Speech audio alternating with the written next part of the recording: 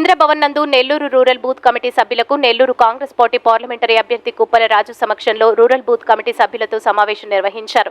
ఈ సమావేశంలో కాంగ్రెస్ పార్టీ జిల్లా అధ్యక్షులు దేవ్ కుమార్ రెడ్డి, కాంగ్రెస్ పార్టీ రూరల్ అభ్యర్థి షేక్ ఫయాజ్ పాల్గొని రూరల్ బూత్ కమిటీ సభ్యులతో సమావేశంలో నెల్లూరు రూరల్ 26 డివిజన్లో ఉండగా ఒక్కొక్క బూత్ కి ఇద్దరు కూర్చున్నట్టుగా ఇద్దరు కూడా జాగ్రత్తగా వహించాలని సమావేశంలో కుప్పల రాజు సభలో తెలియజేశారు.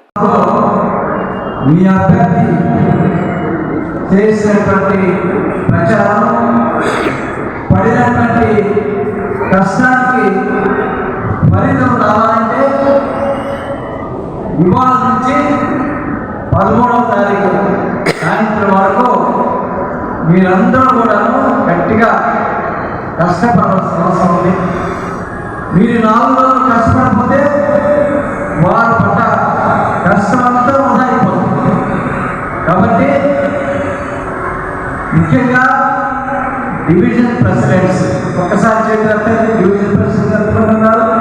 డివిజన్ ప్రెసిడెంట్స్ డివిజన్ ప్రెసిడెంట్స్ ఒకటి 2 డివిజన్ ప్రెసిడెంట్ 3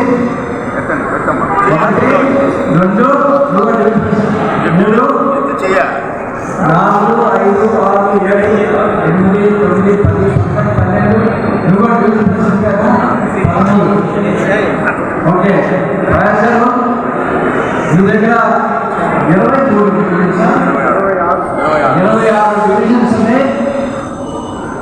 నా మనం ఏంటంటే ఈ 26 డివిజన్స్లో మీరు కూర్చోవాలి.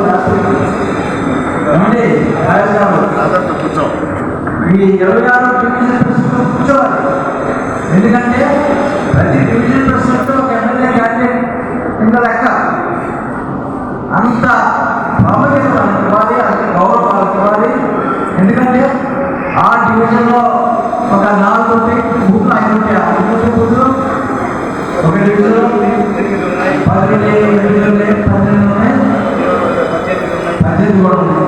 కాబట్టి మీరు చేయవలసినటువంటి ముఖ్యమైనటువంటి కార్యక్రమం ప్రతి డివిజన్ ప్రెసిడెంట్తో కూర్చొని వారితో చర్చించి, అయ్యా మీరు ప్రతి బూత్లో 2 పోలింగ్ ఏజెంట్స్ మనం పెట్టుకోవాలి.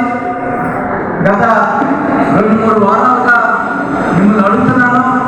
వాళ్ళ పేర్లు ఇవ్వండి, వాళ్ళ ఫోటోలు ఇవ్వండి, వాళ్ళ ఓటర్ కార్డు ఇవ్వండి అని అడుగుతున్నాను.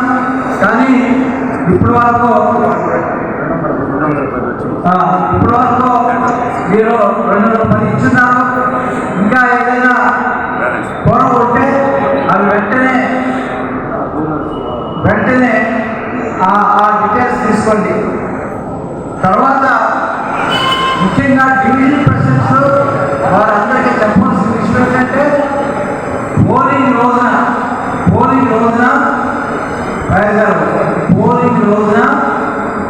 పోలింగ్ బూత్ 200 మీటర్స్ తర్వాత పైన మీరు ఒక టేబుల్ పెట్టుకొని అక్కడ మన కాంగ్రెస్ కార్యకర్తలు పెట్టుకొని అక్కడ ఒక పోస్టర్ పెట్టుకోవాలి. తర్వాత మీ మోడల్ బ్యాలెట్ పేపర్, పార్లమెంట్ అభ్యర్థితో ఒక మోడల్ బ్యాలెట్ పేపర్ పెట్టుకొని ఓటుకు వచ్చే వాళ్ళందరితో మాట్లాడి హస్తం గుర్తు గురించి, కాంగ్రెస్ పార్టీ గురించి, కాంగ్రెస్ పార్టీ అభ్యర్థికి ఓటు వేయాలని వాళ్ళు ప్రచారం చేయవలసిన అవసరం ఉంది. ఈ వీడియో కనుక మీకు నచ్చినట్లయితే లైక్ చేసి షేర్ చేయండి. మరిన్ని లేటెస్ట్ అప్డేట్స్ కోసం మా ఛానల్ ని సబ్స్క్రైబ్ చేయండి.